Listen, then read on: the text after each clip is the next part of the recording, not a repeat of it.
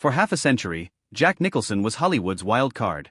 A man whose grin could burn through the screen and whose rage could silence a room. He was the rebel who turned the system inside out, the genius who never followed the script, and the actor who seemed untouchable. But behind that devilish smile, Jack carried grudges darker than any role he ever played. Now, at 88, the man who once ruled Hollywood has broken his silence.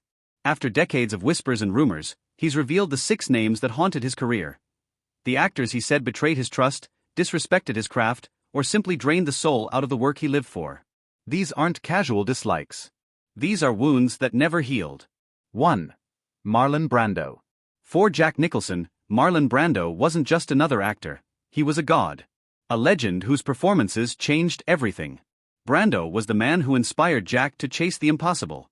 So when they finally worked together on the Missouri Breaks in 1976, Jack thought he was about to share the screen with his hero. What he found instead was heartbreak. Brando showed up detached, disinterested, and overweight. He refused to memorize his lines, plastering cue cards across lamps, chairs, even the faces of crew members. What should have been a masterclass in acting turned into chaos. Jack, always the perfectionist, watched in disbelief as Brando turned every scene into a joke. He later said, "Genius doesn't excuse laziness. A lazy genius is just a fraud with good press." Brando's unpredictable accents, bizarre costumes, and mocking attitude turned the set into a circus. The film collapsed under its own confusion, and with it, their friendship. Nicholson never forgave him. The man he once worshipped had shown him that idols, too, can fall. And sometimes, they land right on the people who believed in them most. 2. Shelley Duvall. When Nicholson signed on for The Shining, he knew it would be brutal. Stanley Kubrick was infamous for pushing actors beyond reason. But what Jack didn't expect was that his biggest struggle would come from his co-star, Shelley Duvall. Kubrick's obsessive perfectionism pushed both of them to their limits. But while Jack used the pressure to fuel his madness, Shelley unraveled before his eyes. One moment she was brilliant, the next she was fragile, trembling, and lost. Jack needed rhythm, a dance partner who could match his energy. Instead, he found himself acting opposite a woman fighting for emotional survival. He later said, "Acting's a dance," and with Shelley, it felt like she was hearing a different song. What began as sympathy turned to frustration. Every scene felt like a battle against chaos. Still, years later, Jack softened his judgment. He admitted Kubrick's cruelty had broken her spirit, that no actor should have been pushed that far. But the scars remained. The Shining became a masterpiece, yes, but for Jack, it was built on wreckage. 3. Tom Cruise.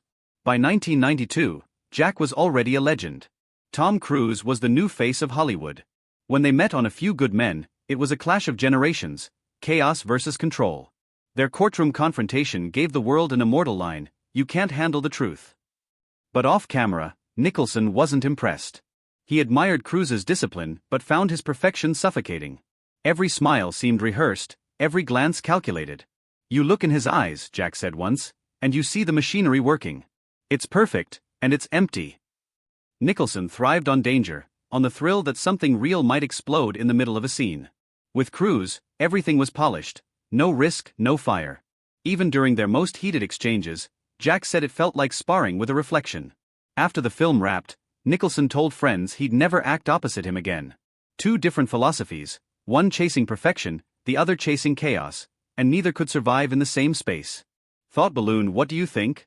Was Nicholson right to value raw danger over polished perfection, or was he just too old school for a new generation? Share your thoughts in the comments. I'm curious to know what you think. 4. Faye Dunaway. Jack Nicholson wasn't just an actor, he dreamed of directing. And in The Two Jakes, the sequel to Chinatown, he finally had his chance. It should have been his crowning achievement. Instead, it became his downfall. Reuniting with Faye Dunaway should have been magic. Instead, it was war. The same chemistry that once made them legends now burned everything in its path. She arrived late, questioned every decision, and challenged Jack at every turn. He was juggling directing, writing, and acting, and Faye's defiance broke him. Jack called it sabotage. The word echoed through the set. Trust vanished. So did his passion.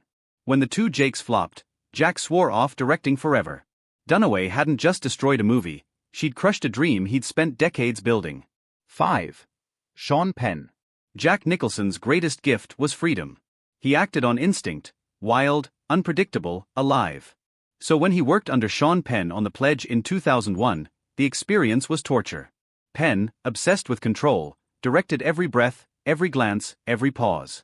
Jack later said, "What's the point of hiring Jack Nicholson if you want a puppet?" The line said it all. For Nicholson, acting was discovery, not instruction. But on Penn's set, everything felt locked down, suffocating. He compared it to running a marathon with your feet tied together. The movie earned praise, but for Jack, it was hollow victory. He walked away feeling stripped of the very thing that made him who he was. It was the last time he'd ever work with Sean Penn. 6. Leonardo DiCaprio. When Nicholson joined Martin Scorsese's The Departed in 2006, fans called it a passing of the torch, the old lion meeting the new king. But behind the scenes, it was friction disguised as respect. Nicholson's Frank Costello was pure chaos. DiCaprio's Billy Costigan was tightly wound precision. To audiences, their scenes together were electric. To Jack, they were suffocating. "He's done all his homework," Jack said. "But there's no danger. You can see every brick." Nicholson wanted unpredictability, the kind of raw energy that can't be rehearsed. DiCaprio wanted control. Their difference exploded in one scene when Jack pulled a real gun on Leo, unscripted, unrehearsed. Scorsese kept filming, and the fear in DiCaprio's eyes was real. For Nicholson, that was truth. For DiCaprio, it was betrayal. Generations clashed, one raised on chaos, the other on control.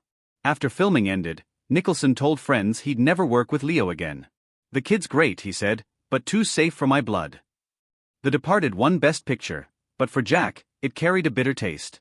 Even in triumph, he felt alone, convinced that Hollywood had traded danger for comfort. 6 names. 6 wounds that never healed.